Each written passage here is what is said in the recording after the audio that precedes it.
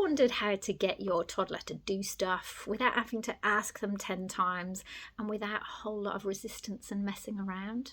I was talking to one of my clients today, and no, we don't just talk about sleep during our consults. She said, Katie, do you have any tips for getting our little boy to go to the toilet in the morning? Because he will often resist wheeze or poos in the morning and will go off to childcare having done neither, and will sometimes have an accident when he's there.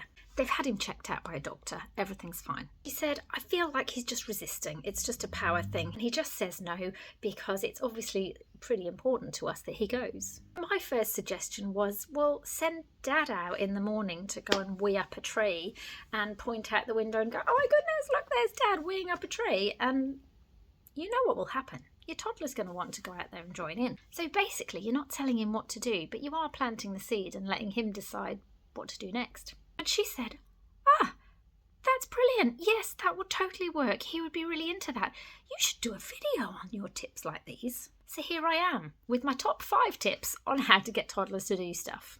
Number 1, make it visually appealing. So for example, if you want them to get into their pyjamas or their clothes, lay them out on the floor in the shape of your child and see then if it makes it more appealing to put them on because they can see how it's going to look once they're dressed. Much more appealing than a pile of folded clothes at the end of the bed. Number 2, add urgency. Maybe have a race to get dressed. Who can get dressed the quickest? If you're leaving the park, maybe have a race to the car. But don't just leave it there. Race and run like you're a dinosaur or a butterfly or something else. Don't run like a normal person. That's boring. Tip 3, get their minds moving in the right direction. So get them thinking about the next thing that's going to happen. So if you're leaving the park, say, come on, let's see if we can get home before Dad does. Or when it's bath time, come on, let's get in the bath and we can carry on reading that brilliant book that you got yesterday. Get them excited about what's coming next. Tip 4, be spontaneous. This brings me back to the peeing up the tree thing. They'll think it's hilarious, completely out of the ordinary, and a little bit naughty, and they'll be totally in.